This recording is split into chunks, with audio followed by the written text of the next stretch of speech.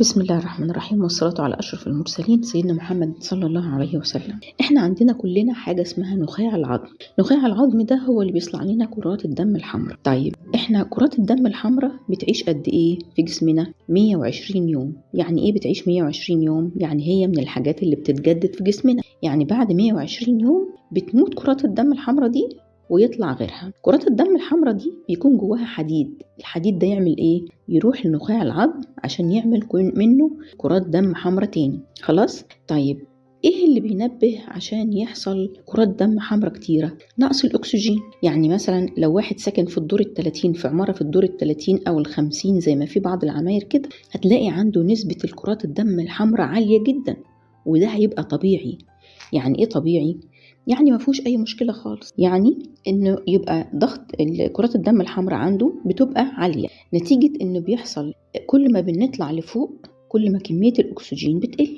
طيب يعني هو مثلا هل البني ادم اللي عنده كرات دم حمراء عاديه جدا هل بتقل مثلا مع العمر او بتتاثر بالعمر؟ يعني مثلا احنا نظرنا بيضعف مع العمر، سننا بتلاقيها بتحصل لها تكسير ومش عارف ايه وكلام من ده مع العمر، عظمنا بيبقى بيوجعنا. لكن كرات الدم الحمراء كرات الدم البيضاء كلها حاجات ثابته ما بتتاثرش بالعمر. يعني ايه؟ يعني نسبه الهيموجلوبين مثلا ما بتتغيرش. لو انا مثلا عندي نسبه الهيموجلوبين 11 او 12 او 10 هي خلاص هي عندي ما بتتغيرش. طيب امتى يقل الحديد؟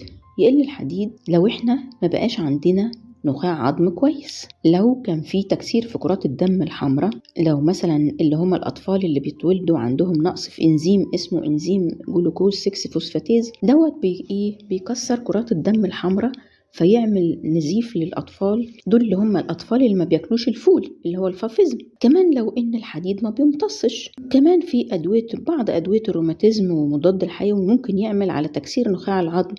فلما يكسر نخاع العظم يحصل ايه؟ يحصل ان يقل كمية كرات الدم الحمراء اللي موجودة في جسمنا، لان زي ما قلنا ان كرات الدم الحمراء لما بتموت بعد 120 يوم بيحصل ان هي يتاخد منها الحديد ويروح لنخاع العظم عشان يعمل كرات دم حمراء تانية. بعض ادوية الروماتيزم وبعض ادوية المضاد الحيوي بيعمل لنا تكسير في نخاع العظم، يبقى بالتالي هيقل عندنا الحديد. طيب لما بيكون عندنا نقص الحديد ايه اهم سبب ممكن ما ناخدش بالنا منه؟ لو واحد عنده بواسير وبينزل مثلا كل يوم حوالي 3 أو 5 سنتي أو 6 سنتي مثلا دم، بيحصل ايه بقى؟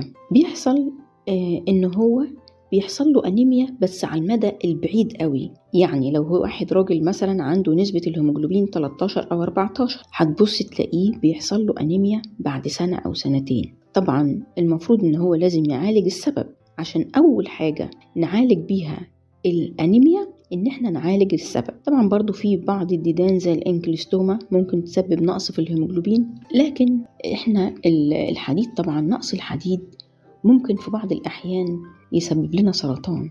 ليه؟ إن معناه إن فيه النخاع الشوكي فيه خلل. طيب هل النقص الحديد أو زيادته بيعتمد على إيه؟ بيعتمد إحنا بنقول سرعة نزول الهيموجلوبين. يعني إيه؟ يعني لما أجي أنا مثلا أقول إن أنا عندي نقص في الهيموجلوبين أو زيادة، أجي أعمل إيه؟ أعمل تحليل صورة دم كاملة، أعملها النهاردة مثلا فيطلع لي مثلا نسبة الهيموجلوبين عندي هنقول مثلا 11، أجي أعملها بعد أسبوع تاني عشان أشوفها قد إيه. لو لقيتها 11 يبقى أنا خلاص أنا كده عاوزة أخد علاج، ويفضل العلاج بالحقن بالوريد عن إن إحنا ناخد الحديد عن طريق الفم، لأن الامتصاص بتاعه بيبقى قليل جدا، ما بيمتصش منه غير حاجة بسيطة جدا، حوالي 10% من الحديد اللي موجود في الكبسولة. طيب ايه اعراض ان الواحد عنده نقص حديد؟ الاعراض دي بتبقى موجودة في بعض امراض كتيرة زي ايه؟ زي الصداع، نهجان، دايخ، لو قام بسرعة يبص يلاقي نفسه داخ. وطبعا دي ممكن برضو تحصل في بعض الناس العادية، يعني دقات القلب بتاعته بتبقى سريعة. طبعا من اسبابها ان احنا يحصل لنا انيميا او نقص في الحديد بالذات ان هو البني ادم يشرب شاي ورا الاكل على طول، لانه بيخلي الحديد ما يمتصش. اللي بيساعد على ان الحديد يمتص ويبقى كويس هو فيتامين سي. خلاص؟ طيب يبقى احنا لو شربنا مثلا كوباية ليمون بعد الأكل أفضل كتير من إن احنا نشرب شاي. الليمون هيساعد على الامتصاص لكن مش هيساعد الشاي على الامتصاص. طب لو زاد الحديد في الجسم بيبقى شكل البني آدم إيه؟ وشه يبقى محمر، لو خد حمام سخن بيقعد يهرش جسمه كأنه ما استحماش، ويحس ان ضغطه عالي، ويبقى عنده صداع وحاسس باختناق. طبعا التدخين كمان بيعمل ايه؟ بيقلل الاكسجين، يقوم كرات الدم الحمراء تزيد. يبقى ان احنا لو لقينا ان بني ادم شره جدا في التدخين وعنده كرات الدم حمراء زيادة، أول حاجة طبعا لازم إن احنا هنبدأ نوقف التدخين بالتدريج طبعا عشان جسمه ممكن يكون اتعود عليه. تاني حاجة هنتبرع بكيس من الدم منه علشان كرات الدم بتاعته تقل، وطبعا الكيس ده مش هيستعمل لحد، ده هو اللي هيحصل انه احنا هنعدمه. طيب هل لما احنا بناكل مثلا سبانخ ولا بناكل لحمة ولا اي حاجة من الحاجات دي كلها، هل نسبة الحديد بتتعدل لو كان الواحد عنده نقص؟ هي طبعا اللي بيحصل ان احنا بنمتص كمية بسيطة جدا جدا جدا من الحديد عن طريق الاكل ده، لان احنا قلنا ان احنا لازم نشجع على ان يكون عندنا النخاع الشوكي او نخاع العظم اللي عندنا، يكون النخاع بتاعنا كويس عشان هو اللي يعمل لنا كرات دم حمراء ويبقى فيها حديد. ده احنا كده خدنا نبذة بسيطة عن زيادة او نقص كرات الدم الحمراء. يا رب اكون افدتكم، والسلام عليكم. جدتي دايما بتختم كلامها: الدواء مش بس في الصيدلية، الدواء كمان في الكلمة الطيبة والعبرة اللي بنتعلمها.